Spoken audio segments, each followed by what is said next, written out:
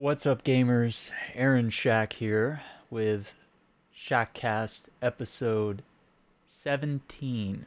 We're going to be talking about recent acquisitions and exclusive games.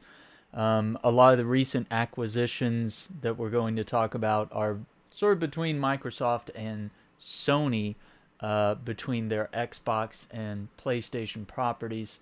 And let's kind of start with sort of a wrap up of like where is Xbox right now in terms of acquisitions, right? One of the big ones was ZeniMax Media, which we know, a lot of people might know more colloquially as Bethesda Game Studios, the publisher of Bethesda Game Studios, ZeniMax Online Studios, ID Software, Arcane Studios, Machine Games, Tango Gameworks, Alpha Dog Games, and Roundhouse Studios. Now, some of the best-known franchises would be The Elder Scrolls, Fallout, Wolfenstein, Doom, Quake, Dishonored, Evil Within. Some recent games we're going to see from them will be Ghostwire Tokyo, Redfall, Starfield, the new Indiana Jones game that Machine Games is working on. Also, in recent weeks, Activision Blizzard was purchased by Xbox, and its studios include Blizzard, Treyarch, Infinity Ward, High Moon Studios, Toys for Bob, Raven Software, Sledgehammer Games, Beanox, who used to do Spider-Man games, by the way, Radical Entertainment, and Vicarious Visions, which Vicarious Visions now merged with Blizzard, but they actually worked on Destiny 2 and the PC port, I believe. So yeah, some of the games you should know a lot of these games from Activision Blizzard, but let's go there anyway. Call of Duty, World of Warcraft, Diablo, Hearthstone, Overwatch, StarCraft, Candy Crush, Tony Hawk's Pro Skater, Guitar Hero Skylanders, Spyro the Dragon. Upcoming games include Diablo 4, Overwatch 2, and a Call of Duty game that is set to come out this year in 2022. They also announced that they would be taking the year 2023 off for Call of Duty, and I believe that's ultimately a good thing. Let the franchise breathe. Don't be pumping out games so much, because like Modern Warfare was so freaking good, and I felt horrible when they just pumped out two more games that were, in my opinion, lackluster. In my opinion, not as exciting. There was something about Modern Warfare that was like the secret sauce, and I was like, I wish they'd just pump out DLC for this game and co-op, and they did the Battle Royale with Warzone, and I was like, yeah, just keep iterating on how awesome this Modern Warfare game is. But yeah, looking at just sort of a quick wrap up of like everything Xbox owns, or like the more prominent ones, they own Rare, who made GoldenEye 007, Perfect Dark, Banjo-Kazooie, Viva Pinata, Sea of Thieves, Battletoads. Upcoming game from Rare is going to be Everwild. 343 Industries, we know them for Halo, some of the original devs that broke off from Bungie after Halo 3 and started making Halo 4 and 5 and Infinite. They are owned by Microsoft. The Coalition, who makes Gears of War. Mojang, who makes Minecraft and Minecraft Dungeons. Ninja Theory, that did Heavenly Sword, which was a PS3 exclusive. Devil May Cry. Disney Infinity. Hellblade Senua's Sacrifice. And from Ninja Theory, we're also looking forward to Senua's Saga Hellblade 2. Did I say that right? Maybe. I don't know. And Project Mara, M-A-R-A. Other studios, just a couple more to name here. Playground Games, who did Forza Horizon and Forza Motorsport. Upcoming games is going to be the new Fable, just titled Fable. Undead Labs, who did State of Decay. We're looking forward to State of Decay 3 from them. Compulsion Games is best known for Contrast and We Happy Few. They also own Obsidian Entertainment, and I have to say this is a big one. Because they did Star Wars Knights of the Old Republic 2, The Sith Lords, Neverwinter Nights 2, Fallout New Vegas being just one of the greatest Fallout games, and one of the games that people just have great things to say about Obsidian. They also did Alpha Protocol, which was that game where you played as a spy, and it was like an RPG, kind of like a hub world RPG. South Park: The Stick of Truth, Pillars of Eternity. They did recently The Outer Worlds, which had a lot of Fallout New Vegas DNA immersed in a spacefaring adventure first-person RPG. They also did Grounded, which was the game where the kids are like they're shrunk into a real small size, and there's like big bugs and blades of grass. And Obsidian Entertainment, are working on Avowed, which looks to be sort of an Elder Scrolls. Not, you don't want to say it's like Elder Scrolls or anything, but like it's clearly a medieval influenced RPG that seems to really look amazing. And of course, they're also working on a sequel to The Outer Worlds. So, The Outer Worlds 2. They also own In Exile Entertainment, which did Wasteland, the Wasteland games, and Torment Tides of Numenera, if I'm saying that right. Double Fine, who did Psychonauts, Broken Age, Brutal Legend, rock and roll game with Jack Black. Costume Quest and Grim Fandango Remastered.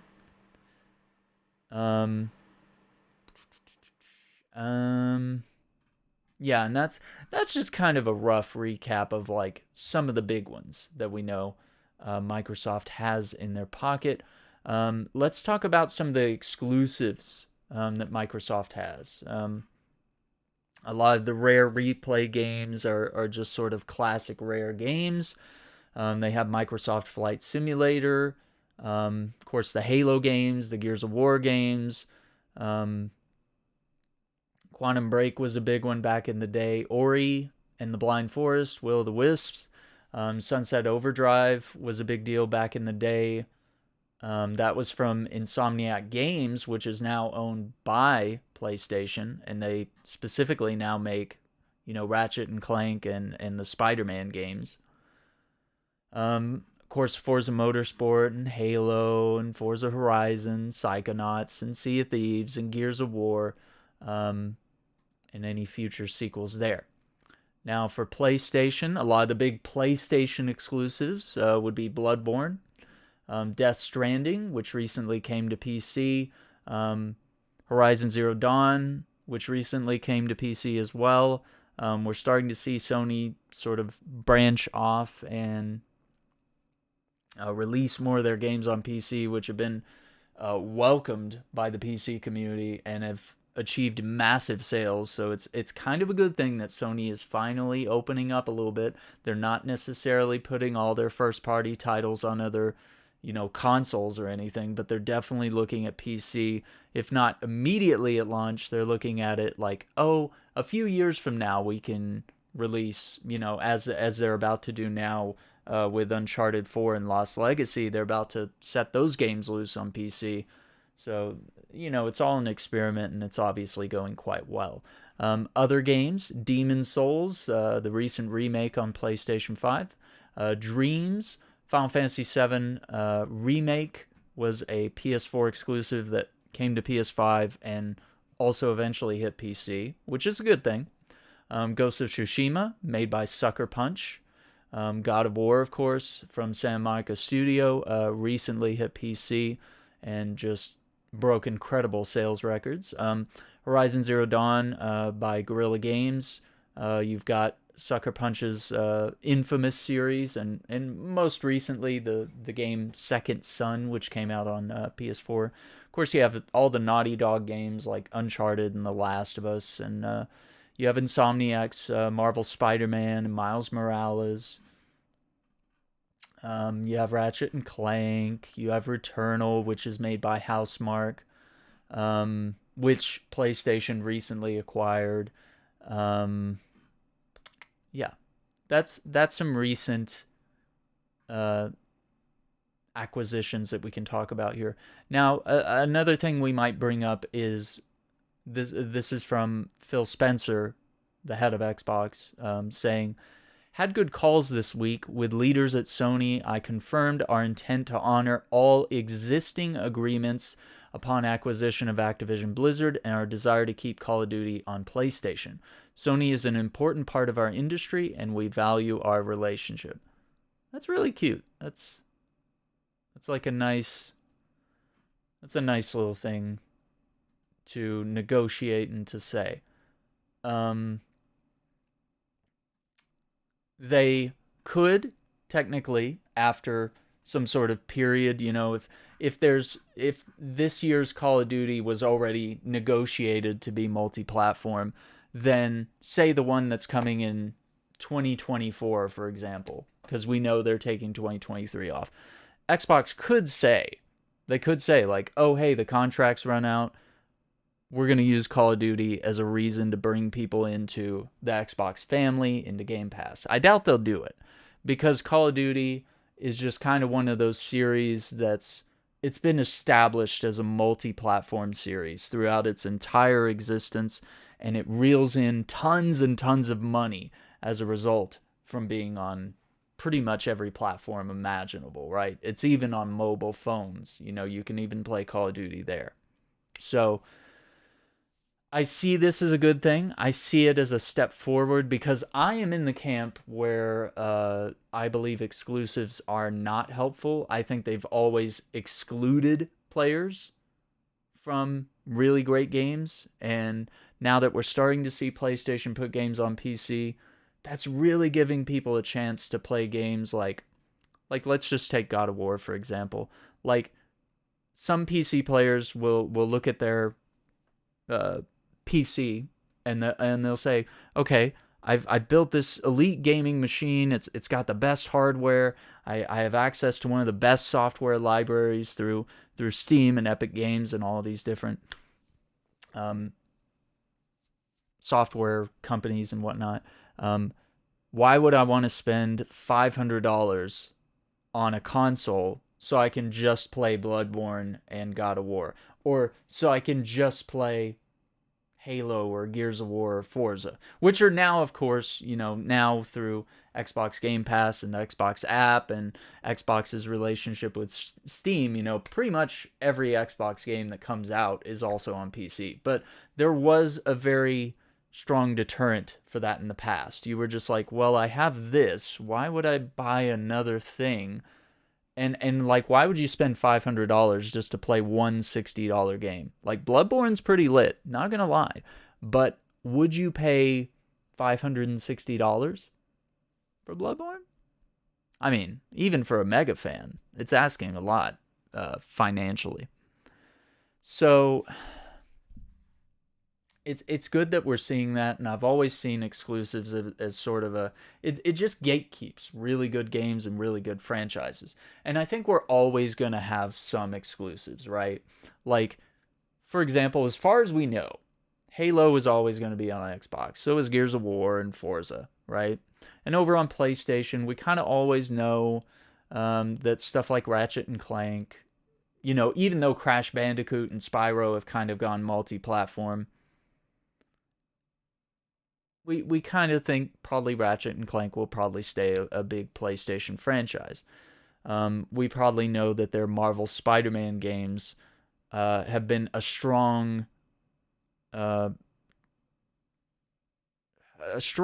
of force for the Sony PlayStation brand. Let's say that. God of War will always be sort of an exclusive. Uncharted, stuff like that. Even if we do see things like Horizon Zero Dawn and other games showing up on PC, that doesn't necessarily mean that that's permanent or that can be expected at launch. I think it's better to do what Xbox does and just drop, Halo Infinite came out and they said, hey, it's on Xbox, it's on PC day one, it's on Game Pass. So if you're already subscribed to that, like, you can pre-download and be ready to play on day one as soon as the game comes out. That availability and access is good. And so if Sony ever picks up and leeches onto this idea of, hey, maybe we shouldn't be so elitist that everyone should have to buy our console and to experience our games on day one. Maybe we should be more open to raking in millions of dollars in PC sales on day one instead of waiting several years for the hype to die. And you know, not all games are going to do stellar on PC if they lose relevance or if they're not just like a cult classic, you know? So, moving forward from that sort of discussion on exclusives, the fact that they may always be around, um, let's look at a few studios that Sony PlayStation owns. They own Bend Studio, which did Siphon Filter, Days Gone. They recently bought Blue Point Games in 2021. They did Uncharted Nathan Drake Collection, Shadow of the Colossus remake, Demon Souls remake. Guerrilla Games, who did the Killzone games, Horizon Zero Dawn, Horizon Forbidden West. They bought Housemarque, who did Super Stardust HD, Resogun, and Returnal. They own Insomniac, who did Ratchet and Clank, the Resistance games, Marvel Spider-Man. They own Media Molecule, who did Little Big Planet and Dreams. They own Naughty Dog, who did Jak and Daxter, The Last of Us, Uncharted. They own Nixes, which is a support studio that often works with porting games to Microsoft Windows. I know one of the games they've helped on, I think they helped on Destiny. I think they helped on Marvel's Avengers. Let's see, other developers. Santa Monica Studio, of course, is developer of God of War. Sucker Punch, that did Sly Cooper, Infamous, Ghost of Tsushima.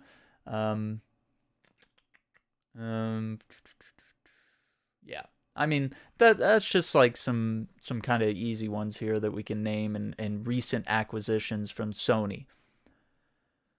So I guess there's a difficult conversation that we have to have here, and especially when we talk about these acquisitions and exclusive games. When we look at the Bethesda one, we look at, okay, well, is Elder Scrolls 6 going to be multi-platform, or is that going to be Xbox only?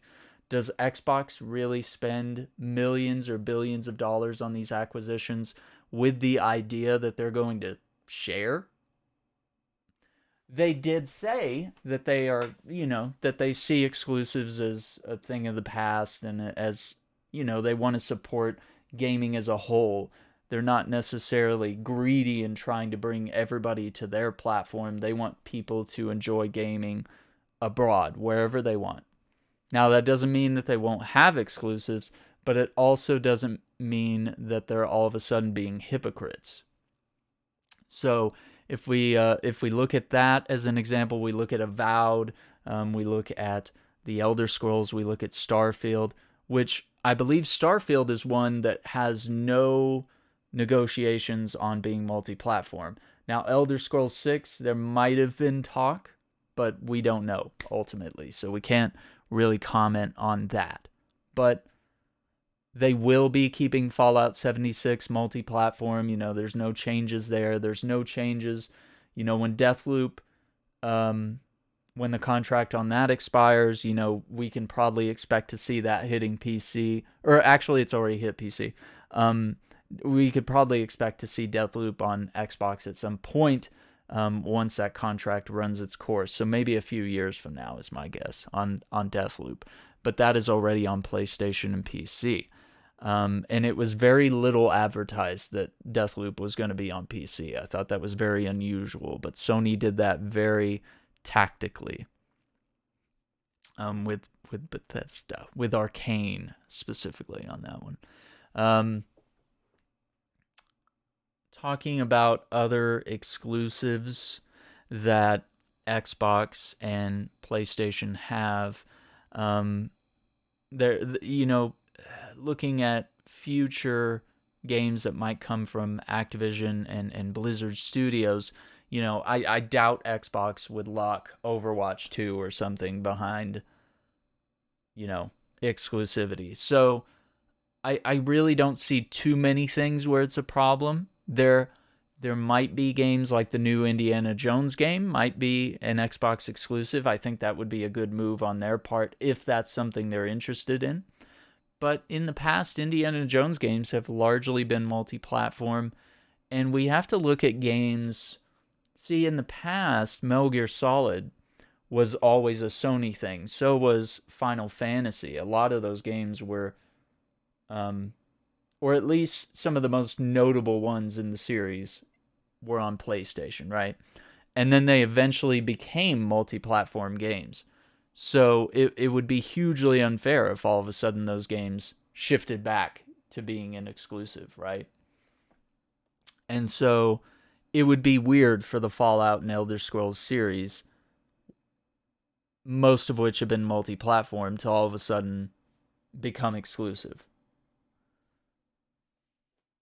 So it's a difficult decision, but I don't think I think it would be hypocritical to all of a sudden fault Microsoft for wanting to have some exclusives after purchasing these companies.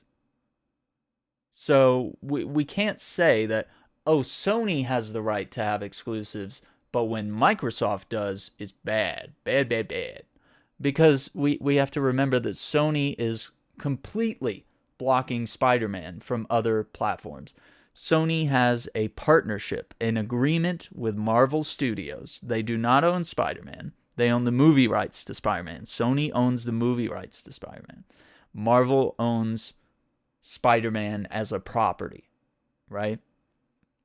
And so Sony only has access to Spider-Man through this partnership, which is somewhat exclusive, that they can only make Spider-Man games by Insomniac on the PlayStation. But you will notice that on the Nintendo Switch, we had Spider-Man show up in Marvel Ultimate Alliance 3, which was a Nintendo Switch exclusive, which was very weird because all the old Marvel Ultimate Alliance games were always multi-platform. But then all of a sudden, Part 3, the ultimate comeback after like many years of not having an Ultimate Alliance game, gets locked behind one console. So sometimes exclusives can be good, but I think in that case, that was just a weird exclusive for the Switch to have, and it just felt odd and out of place and kind of gimmicky. So we've seen examples like that, and Spider-Man traditionally has been a multi-platform video game franchise.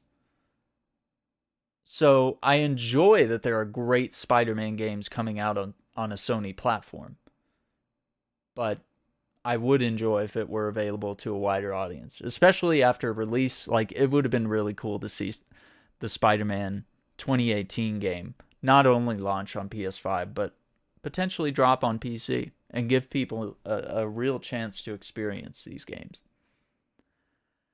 So we can't.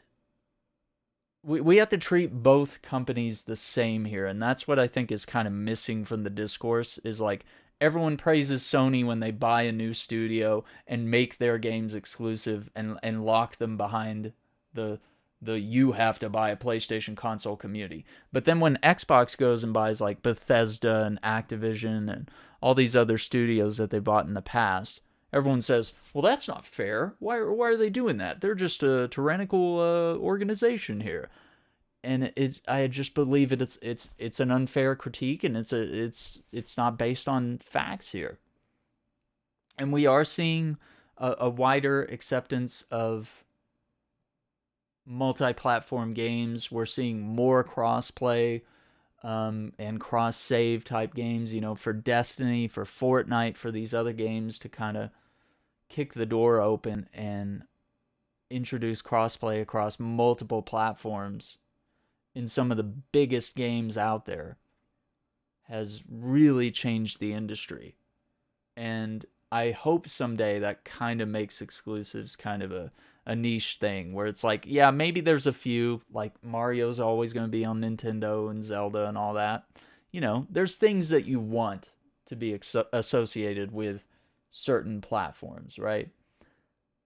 And sometimes there's things that you really want to see everywhere, and you want to give everybody a chance to play. So I think there's kind of a false equivalence that's happening here. And, people are mad, of course, and probably rightfully scared that maybe some of their favorite Activision Blizzard, Bethesda, and such games might no longer show up on their platform of choice. But I think there's good news that Microsoft is not quite as aggressive as Sony in the exclusive department. They really want easier access to gaming, and that's what Game Pass is all about. That's what playing through Project X Cloud is all about, is even if you don't have the hardware, as long as you have a controller and a TV, just go to the website. Or if they ever get those sticks out, I think they were talking about that at one point, of like having a stick that you kind of an Amazon Fire or Google Chromecast type thing, you just plop it in the TV and just start gaming from the cloud right away, or just have an app installed on smart TVs, or whatever it may be, to just sort of make gaming as a whole more accessible. So these are good things for the future. These are exciting times that we're living in. Worst case scenario, if let's say Starfield goes exclusive, it'll probably show up on PC as well. So it's like you're not fully locked out of playing it if you're choosing a PlayStation platform as your platform of choice. You're not necessarily missing out. You could probably buy a PC or an Xbox or whatever you want to do to make things happen. So it's an interesting conversation. I definitely want to know people's thoughts.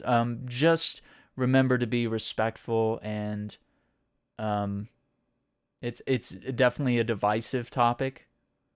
But, I think we can express our opinions with respect and kindness and have a good discussion here, and sort of, have a logical conversation here about some of these acquisitions, about exclusives. It's not necessarily about everybody needs to go multi-platform with every series, but we've seen series do that before, and now we're seeing things like Final Fantasy 16, I believe, is going to be PlayStation exclusive, which just like super bums me out. Yeah, I got a PlayStation 5. I have pretty much every platform from when I was a kid until now. I've pretty much had every console or handheld, and either still do or at one time had one. So I'm a fan of gaming. I'm not a shill for Xbox or Sony or PC. I'm not some elitist gamer. I just enjoy gaming, and it's a big conversation that we need to have, and it's something we need to think about. And I just believe the conversation is sometimes headed in the wrong direction when it becomes all about praising Sony for exclusives, but when Sony does something, Microsoft ends up being the bad guy. And of course, Sony recently purchasing Bungie, Bungie came out and made an announcement saying, hey, there might be future products that might be PlayStation exclusive, but Destiny has and always will be a multi-platform crossplay game. And so that was important for us to hear. And it's a wild move that Bungie went from being the makers of Halo, working exclusively for Xbox, and now, like 20 years or so later, maybe a little less, but that amount of time later, is now owned by Sony. But I think they're still retaining some of their autonomy as a studio, and that's something that Platinum Games was also saying. They were saying recently that they would like to revive Scalebound, and that Platinum Games is not necessarily against being acquired by anyone, but they would also like to retain their autonomy as a studio. They like to be able to create the projects they want to create, to be able to work on the games that they want to work on, and not have someone, some publisher or studio like Xbox or Sony or whatever, looking over their shoulder and making their jobs more difficult. And I think that's key to making really good games. It's very important, especially when you realized Destiny 2, when they finally broke free, when Bungie broke free of Activision Blizzard, that was a huge shift in the storyline, storylines, the development of the game, some of the actions they were taking moving forward, some of the monetization that was in the game that was somewhat predatory. Huge shift in the other direction. And so it's ultimately a good thing for a lot of games. Now, are there some studios that I think I would like to see acquired? I will throw some pitches out here. I think, and these are partially hot takes, but like some of it's me looking at the industry with all my knowledge and thinking like, hey, this could actually happen. I would like to see Xbox purchase Crystal Dynamics. Crystal Dynamics, maker of Tomb Raider, Marvel's Avengers, and stuff like that. Also helping with the new Perfect Dark game right now. So their studio's kind of split. I think if you put, which Marvel's Avengers, I believe it was on Game Pass at some point. I don't know. I'll see if I can search it real quick and see if it's still there. I believe it is. And I do know at one point it was on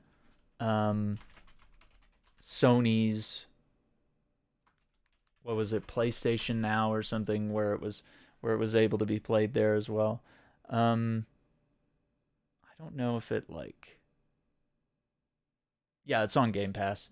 And it's so Marvel's Avengers is on Game Pass, and it's $39.99 for those that want to purchase. I lost my train of thought here. But yeah, I would like to see them acquire Crystal Dynamics. I think they could potentially supply the support needed to turn around Marvel's Avengers and get that to being a Destiny tier title. Because there's things about Marvel's Avengers that's really good, but I believe in some ways they are in over their heads, and the pandemic hasn't helped. The negative press hasn't helped. But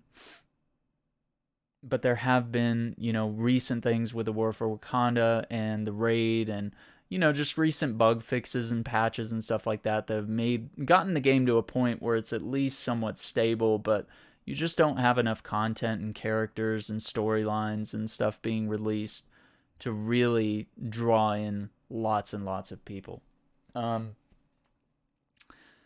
With Konami, I just want them to sell Silent Hill and Castlevania, and I don't necessarily know if I want Sony or Microsoft to purchase either one. Because I feel like if Sony got access to like Metal Gear Solid or Silent Hill or Castlevania, I feel they would just instantly make those games exclusives, and it might in some ways stifle innovation. I would like to see those games continue to be multi-platform, but perhaps maybe finding developers that are passionate about bringing Castlevania, like let the folks that did Metroid Dread look at Castlevania. Or maybe Castlevania needs to go the route of the Batman Arkham games, which are obviously an iteration on the Metroidvania formula, right? Maybe Castlevania needs to be 3D open world, but not like a fetch quest type Assassin's Creed garbage, but to be a focused storyline in a massive world, of exploring Dracula's castle or whatever it may be, or some sort of European city. So those are some ideas about acquisitions that I kind of have in the future. I mean, it's really hard to predict like what could get acquired next and what should. I mean, some more examples, I guess, is the Star Wars franchise was originally kind of gated behind EA, and like the only people that were allowed to make Star Wars games were just the Battlefront devs, It was like, and so for like the past, feels like 5 or 10 years, like we've gotten 2 Battlefront games that were like, they were good, but like not like the originals, and obviously they had a lot of microtransactions and DLC that kind of marred the experience here and there. but now we're starting to see, like, we're gonna see Star Wars Eclipse. We're gonna see um, a KOTOR remaster and potentially a new KOTOR game at some point. We're looking at. We've recently had remasters of older Star Wars games, um, remasters of KOTOR. We're seeing, Jedi Fallen Order being like one of the most incredible games that we've seen since the Force Unleashed games. Um, and we're seeing a sequel to Jedi Fallen Order soon as a result of just how freaking good that was. And just seeing the idea, like, Ubisoft is working on a Star Wars game. So it's like now we're starting to see multiple developers are being allowed to work on some of these franchises from across the spectrum here. So I think it's the most exciting time right now to be a Star Wars fan, whether it's the games, the movies, the TV shows on Disney Plus. There is so much possibility and so much content in this realm, um, that you can clearly see if Star Wars is only relegated to Battlefront games, which are pretty fun. It's a pretty good way to get to experience some of the best moments of the Star Wars world. You get to play as Jedis and Sith and Stormtroopers and Rebel soldiers and the whole spectrum of some of the massive battles that take place in that universe. But that being the only method of storytelling, or that only stories about Jedis are good, you know? There's more to Star Wars than just Fallen Order and the story of Cal Kestis, which is amazing. Or there's more to this than the stories of Starkiller and the Force Unleashed games. We're starting to see stories about bounty hunters in the Star Wars universe. We're starting to see stories about, I believe her name was Iden Verso. That was her campaign was in Battlefront 2, and she was like a Imperial pilot or something, and she eventually goes through a whole storyline, and she's not really force sensitive or anything, but they told an effective story around her and other characters, and they connected her with lots of original trilogy rebels, which I thought was super cool. So, I mean, I've kind of rambled on a bit here, but the discussion has been about recent acquisitions, exclusives, here at the end, kind of just getting into opening up properties. Like, imagine if they did that with Spider-Man. We could have, we could still have the amazing Insomniac Spider-Man experience, but we could also enjoy, as we kind of enjoy Spider-Man and Marvel's Avengers, but it's kind of locked behind a PlayStation exclusive, which kind of mars the experience there because Avengers is a multi-platform game. And then you kind of have Spider-Man Ultimate Alliance 3 on Nintendo Switch. I mean, it would be really cool to be getting different genres of Spider-Man games. So, this is where we are, and it's an interesting discussion. I'd like to know your input. If you're watching us on YouTube, please like the video, subscribe to the channel, ring that notification bell so you don't miss a video or a live stream or an episode of the Shackcast. If you're listening to us on Spotify and Apple Podcasts, I appreciate your support, and hopefully you'll subscribe to our Shackcast podcast here and catch recent episodes that will be upcoming, and go listen to the back catalog. A lot of that stuff is still pretty applicable, and we'll definitely have more discussions on, especially on accessibility and game difficulty settings, given that Elden Ring technically comes out. We're on Elden Ring Eve at this moment, so I think once I get my hands on that game, we can have a wider discussion and just sort of look at this game through the lens of episodes. I believe it was 11 and 15, if I remember right, were our two episodes on accessibility, and 15 was social media. 11 was accessibility and gaming. Number 16 was video game difficulty settings, where we had some really interesting discussions there. We will be having some guest interviews on the Shackcast podcast. So stay tuned for that. I'm going to have a lot of stuff cooking up in March, and I want to have some interviews with some women in gaming for our series titled Women in Gaming. We'll be talking to several women. They're gamers, streamers. We'll be talking about their careers, talking about their experiences, talking about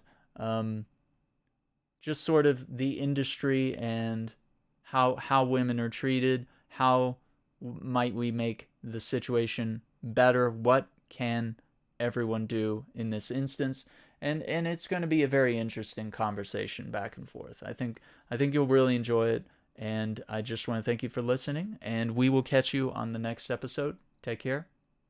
See you next time.